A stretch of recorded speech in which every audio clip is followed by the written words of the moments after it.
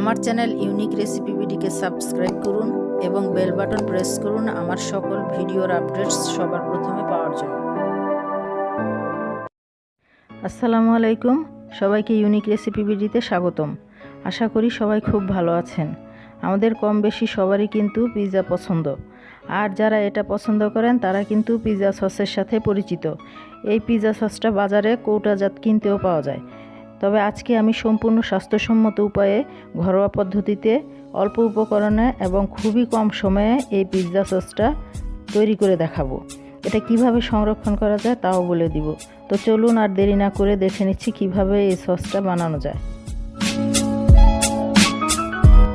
এই সসটা তৈরি করার জন্য প্রথমেই চুলায় একটি প্যান বসিয়ে দিয়ে দিচ্ছি 2 টেবিল চামচ পরিমাণ সাদা তেল বা রান্নার তেল।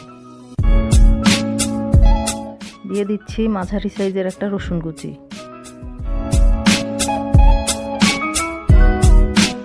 একটু নেড়ে দিয়ে দিচ্ছি মাঝারি সাইজের একটা পেঁয়াজ কুচি ও অল্প পরিমাণে লবণ। এবার একটু বাদামি করে ভেজে নিব।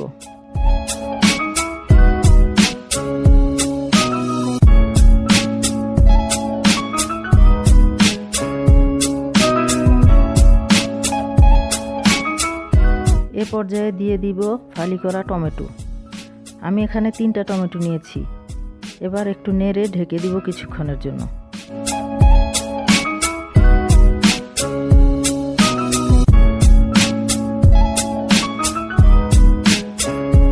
তারপর ঢাকনা উঠিয়ে দেখে নিচ্ছি টমেটোগুলো সিদ্ধ হয়েছে কিনা। টমেটো প্রায় সিদ্ধ হয়ে এসেছে।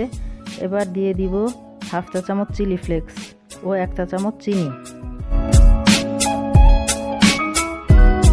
এবার ভালো করে স্ম্যাশ করে টমেটোর পানিটা শুকিয়ে নিব।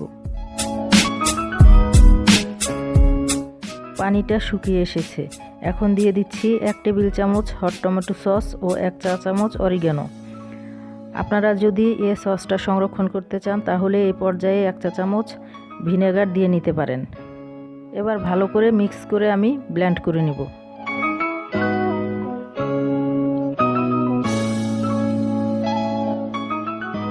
রেডি হয়ে গেল পিৎজা সস।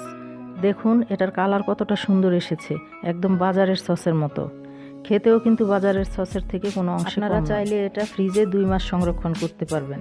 আমি এই সসটা ইউজ করে একটি চিকেন প্যান পিৎজা বানিয়েছিলাম, সেটার লিংক ডেসক্রিপশন বক্সে দেওয়া আছে, আপনারা চাইলে দেখে নিতে পারেন। আর আরও নতুন নতুন ভিডিও পেতে আমার চ্যানেলটাকে সাবস্ক্রাইব করে পাশে থাকা বেল আইকনটা প্রেস করে দিবেন। আল্লাহ হাফেজ।